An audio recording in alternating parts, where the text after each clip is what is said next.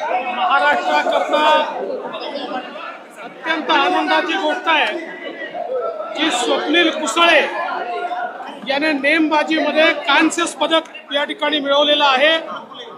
1952 मध्ये स्वर्गीय खाशाबा जाधवजी यांनी ऑलिम्पिकचं पहिलं मेडल भारताकरता मिळवलं होतं, ते महाराष्ट्रातले होते।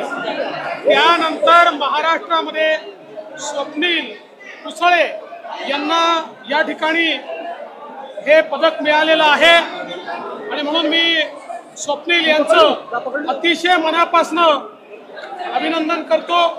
स्वप्नील कुसळे यांनी महाराष्ट्राचा आणि देशाचा मान वाढवलेला आहे। हे रेल्वेमध्ये तिकीट कलेक्टर आहेत आणि महाराष्ट्राच्या तमाम जनतेच्या वतीनं त्यांनी जो महाराष्ट्राचा आणि देशाचा मान वाढवला त्याबद्दल मी त्यांचं अभिनंदन करतो आणि मला विश्वास आहे की महाराष्ट्राचे मुख्यमंत्री लवकरच त्यांच्या सन्मानाकरता योग्य ती घोषणा करतील। पण मी पुन्हा एकदा स्वप्नील कुसळे यांचं अतिशय